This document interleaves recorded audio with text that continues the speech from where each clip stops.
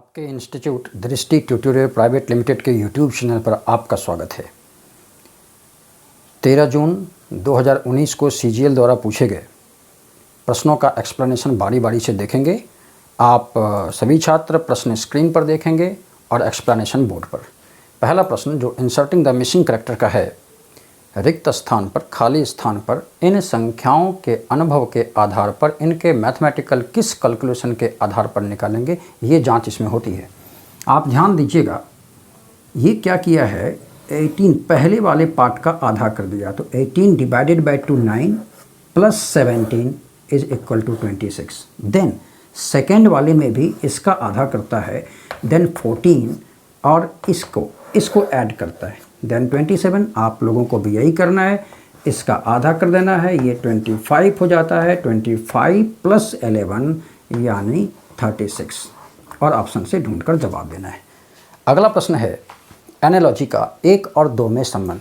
छात्रों, पहली दशा में तो ये लगता है कि 1 का स्क्वायर पहले वाले का स्क्वायर में उसको खुद को 1 को जोड़ा, और ऐसा करते हैं तो 5 का स्क्वायर 25 में 5 जोड़ते हैं 30, जो ऑप्शन में नहीं मौजूद है।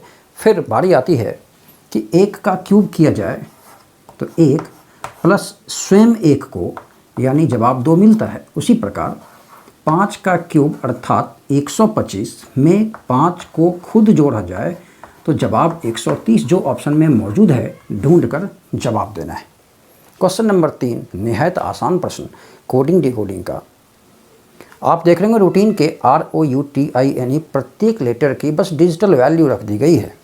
R18, O15, U21, T20, I9, N14, E5। Then हम लोग भी V की क्या लिख देते हैं, 22, E5, H8, I9, C3, L12 and E5, और इसे ऑप्शन में से ढूंढ लेते हैं। अगला प्रश्न जो डाइस पर आधारित है, 3 डाइस की आकृतियाँ दी गई हैं भले ही, लेकिन वास्तव में किसी के भी विपरीत को ढूंढने के लिए हमारे को तो 2 ही डाइस की ज़रूरत होती है।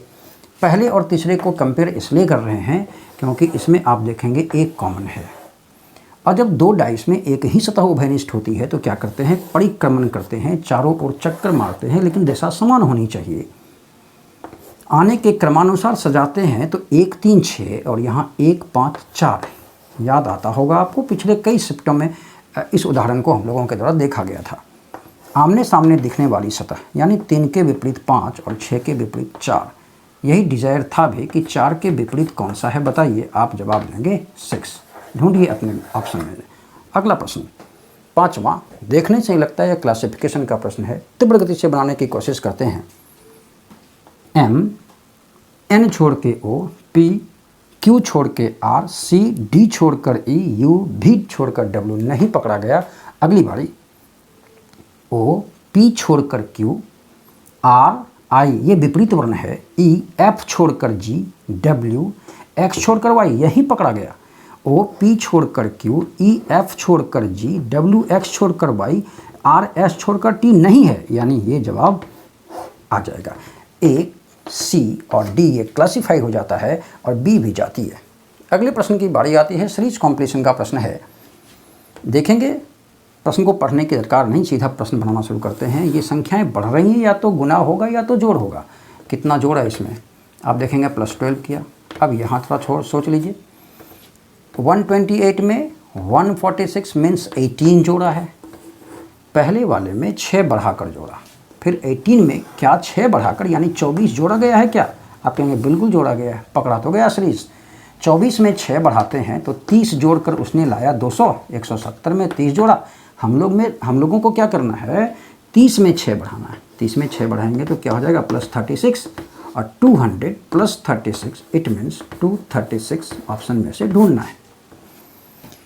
ये प्रश्न, अब आइए अगले प्रश्न की बारी आती है। तो अगला प्रश्न स्क्रीन पर देखिए। अगला प्रश्न है कि 4 शब्दों में से आपको विजातीय चुनना है। क्लासिफिकेशन का प्रश्न है। Humorous, comical, hilarious and gangster.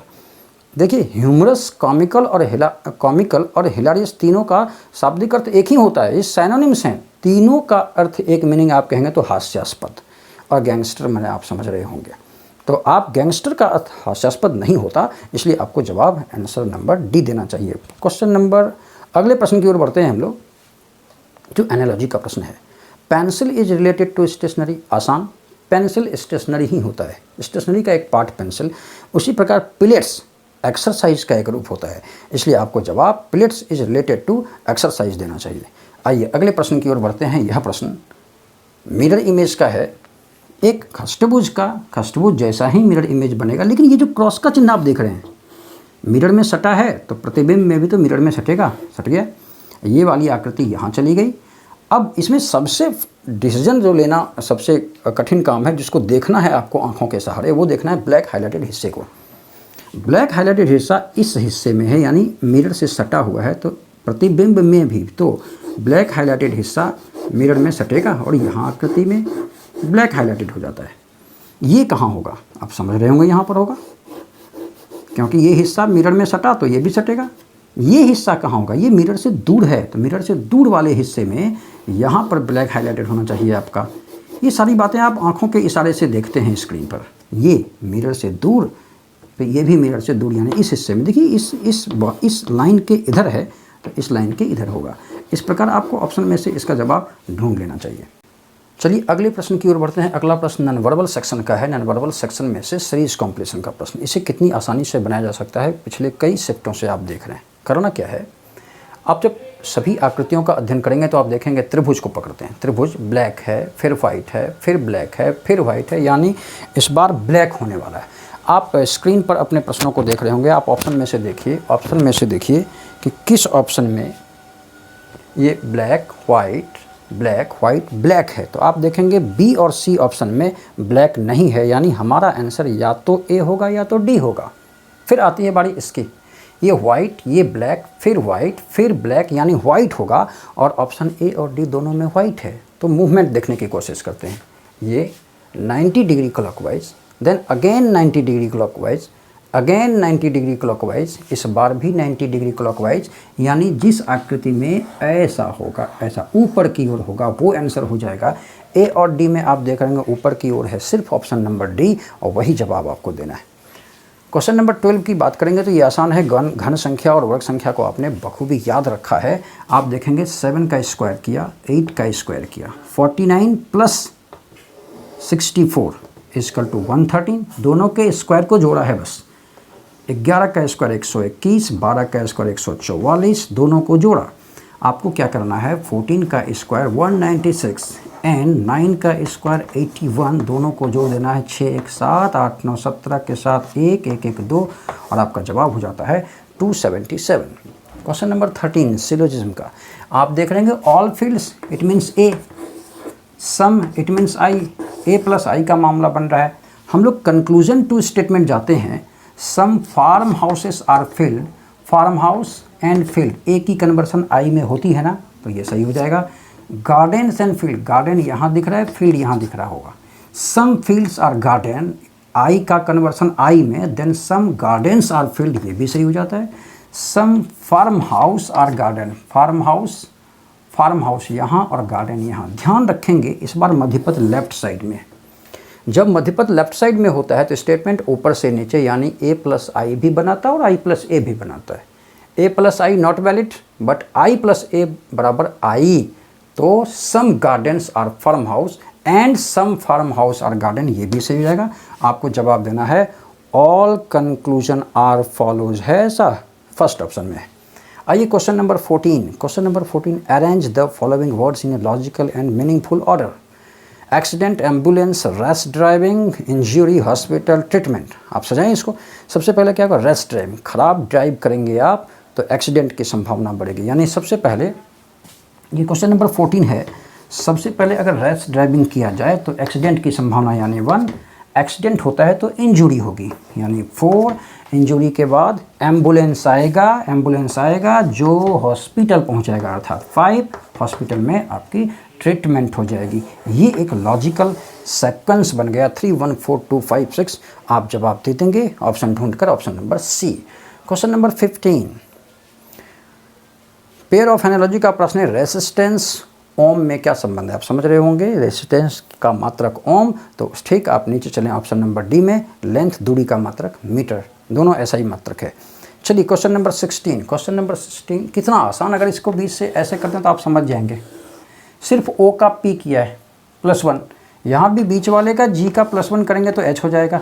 और क्या किया भाई उसने, इन दोनों को देखिए गौर से, बस एक्सचेंज कर दिया है। एफ ई को लिख देना है हम लोग को ई एफ, एन यू को लिख देना है यू एन, आर ई को लिखना है ई आर, और ई के को लिखना है के। इस प्रकार ये ऑप्शन में से आपको ढूंढना चाहिए।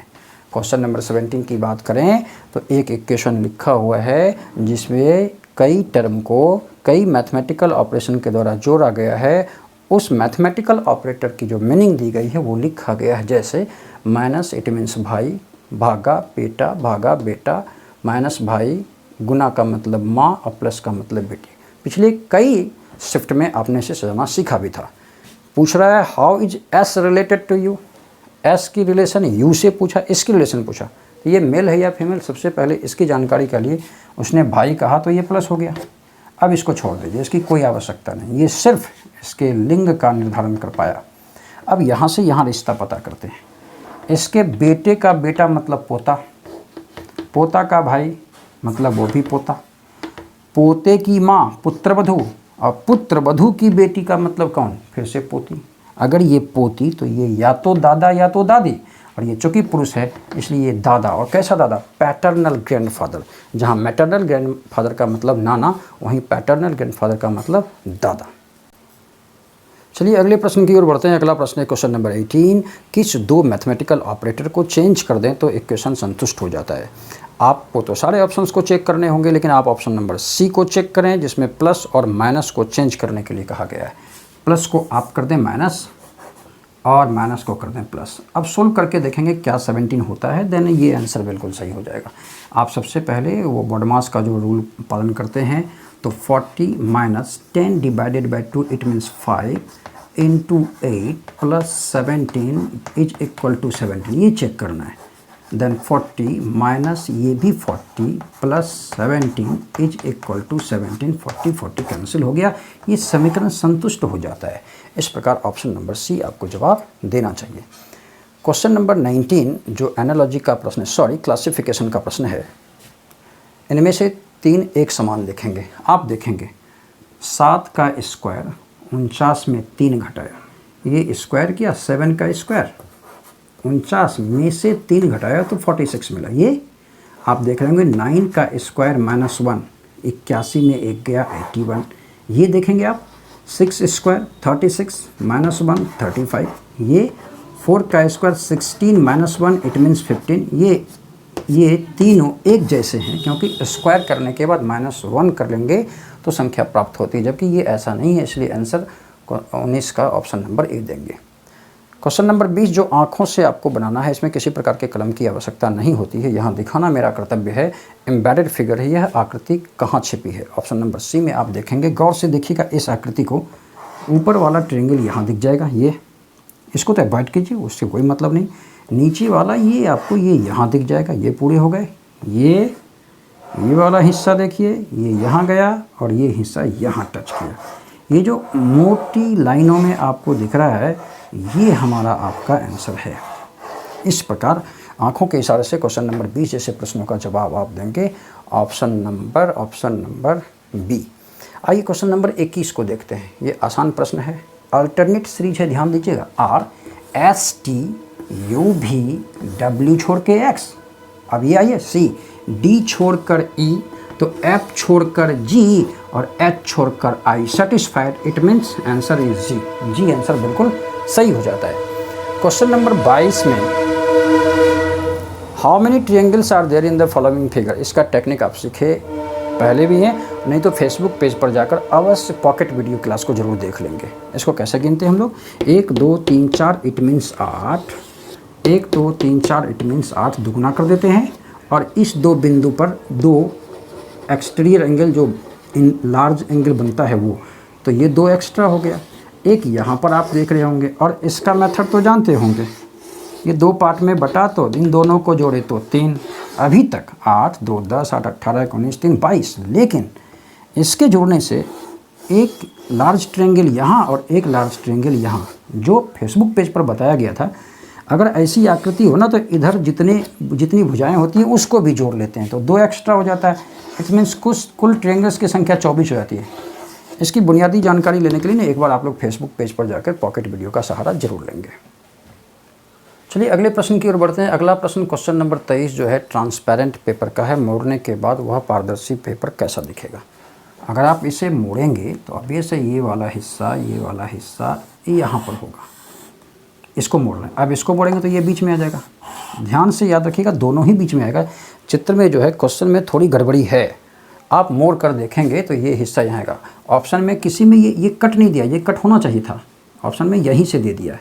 वास्तविक फिगर ये बनेगा, ये यहाँ से, चूँकि इस भुजा पर अवलंबित है ये ट्रायंगल, वो जब आएगा तो स्वाभाविक इस भुजा पर रहेगी ही वो, और ये मध्य में आएगा। इस प्रकार ऑप्शन आप चेक कर लेंगे। क्वेश्चन नंबर 24, अगर इसे तेजी गति में बनाया जाए तो याद है वैल्यू 16 में 5 जोड़ा 21 में 5 जोड़ा 26 में 5 जोड़ा 31 ई कैसे है। ई की वैल्यू होती है 5, स्क्रॉलिंग वैल्यू 26 ज़्यादा होता है 31, तो +5 जोड़ रहा था तो इसकी 31वीं वैल्यू होगी और 5वीं वैल्यू होगी। 5 में 5 जोड़ेंगे तो क्या जवाब आएगा 10। जे होगा आंसर। जे से आपके पास 3 ऑप्शन हैं, चेक तो करना होगा।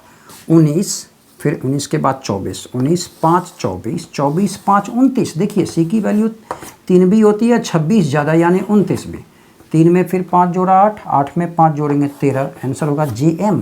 फिर आइए भी मीन्स 22, ए का वैल्यू तो 1 भी और 27 भी, तो 27 लेंगे आप +5, और 1 में 5 जोड़ेंगे तो 6 हो जाएगा, 6 में 5 जोड़ेंगे तो 11 हो जाएगा, और 11 में 5 जोड़ेंगे तो 16, और आपको जवाब क्या देना चाहिए JMP।